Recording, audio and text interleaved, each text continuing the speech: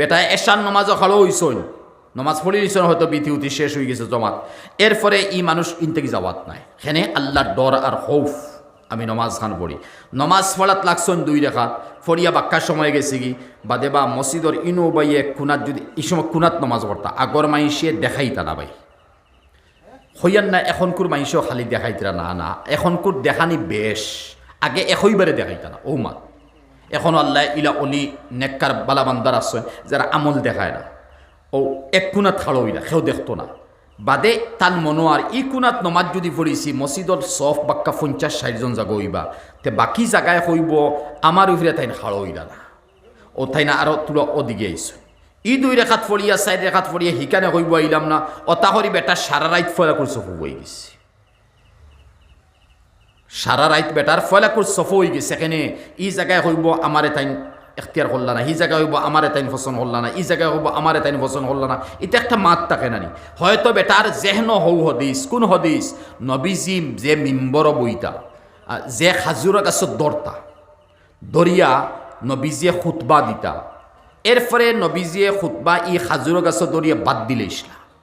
তখন ই খাজুর গাছে খান্দন শুরু করছে, যেমত 9 মাস 10 মাসের উটনি, হদিস 9-10 মাসের উঠ গেছে, উঠ গাবিন উটনি, ও উটনি গাবিন হওয়ার পরে কিলে একটা ডাক দেয়ারি, ও ডাকলা খান ই খাজুরের গাছ ডাক আরম্ভ হয়েছে, খান্দের ডাক না মানে খান্দন, সারা মসজিদে নবীর মানুষ হুন্তরা, তখন নবীজিয়া কইসলা খাজুর গাছ তুমি খান্দিও না, খাল কিয়ামতর দিন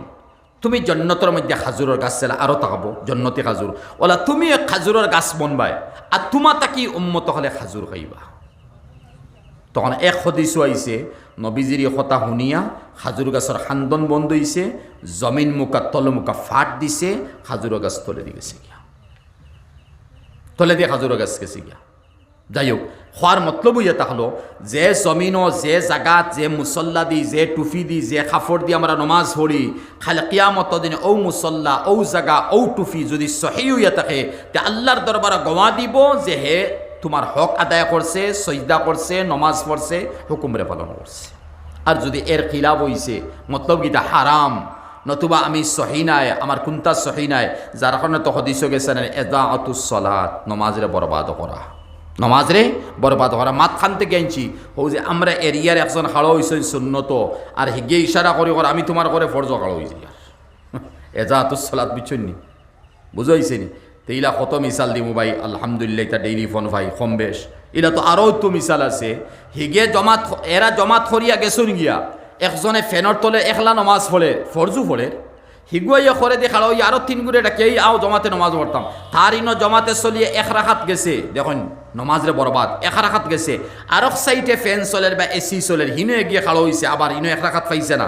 1 রাখাত ফাইতো না দেখছে, খালা হইতে 3 রাখাত ফাইব, 1 রাখাত ফাইতো না, এখন হে এক ফ্যানের তলে খালো হইয়া দুগুলিয়া কইছে আমার ঘরে নমাজ পড়ো, ইগুন তোর ঘরে আবার একগুড়ো খালো হইতে এরা দেখছেন ইগুন তোর আরো রাখাত আমার গেছে কি, হিগু আরো কুনাত খালো হইছে কয়টা, এইভাবে চলের নমাজ এজাআতুস সালাত। আলহামদুলিল্লাহ আমরা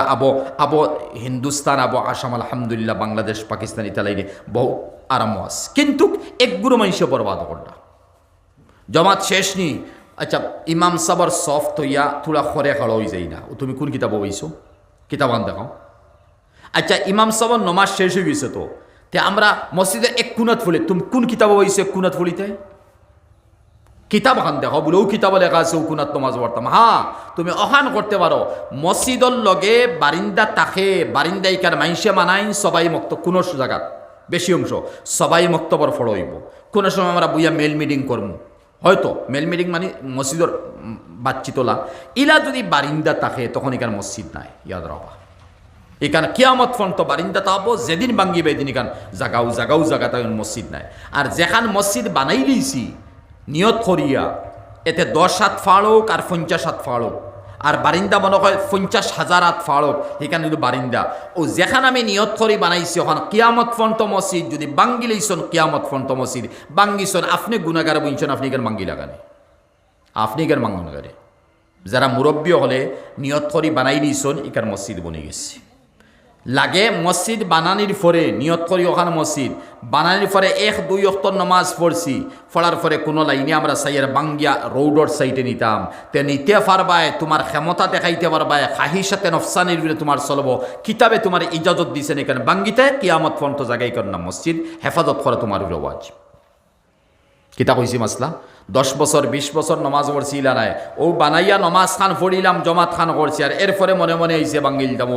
ওখান মত ফতোয়া দিয়ার বাকি একবারে 10-20 বছর পড়িছি ইলা নাই আর 10-20-50 বছর নমাজ পড়ার মতো জায়গা আমরা বাঙ্গিয়া অন্য কোনো রোড সাইডে লইয়া যাই আর আল্লাহ পাকে রোড হইছেন না যেখান মসজিদ আছে ওখান মসজিদ হইতো কাবাতুল্লাহ যেখানে কান রোড সাইড আছিল না আল্লাহর গড় এখান রোড সাইড আছিল না ইকান বিওয়াদিন গায়রে জি জারইন ইনদা বাইতিকাল মুহাররম কুরআন হইছে বিওয়াদিন একটা ময়দান ইনদা বাইতি বিগায়রে জি জারইন কোন খেতি বাড়ি কোনটা নাই কোনো আবাদি নাই তো কাবাতুল্লাহ এখান আবাদি এরিয়াত বন্ত আছিল বস্তি এরিয়াত বন্ত আছিল যেন মানুষ আসলা হন এখান বন্ত আছিল কিন্তু আল্লাহ বানাই লইছেন বিওয়াদিন গায়রে জি জারইন ইনদা বাইতিকাল মুহাররম ঠিক আছে এখন আমি কাবাতুল্লাহ দিয়ে আমরা গাঁর মসজিদ হইয়ান না নাউজুবিল্লাহ আমার গাঁর আপনার গাঁর এখানে কিমান জঙ্গল ফরার সময় মানুষে দেখছইন না বুঝছইন না রোড কোনবাই যাইব রাস্তা কোনবাই যাইব মই মুরব্বী আচ্ছা বনো জমিন 3 বিঘা আছে আমরা মসজিদ বানাই আলহামদুলিল্লাহ তারা শুকরিয়া আদায় করবা তারা হৌ সময় তা মসজিদ বানাইয়া গেছো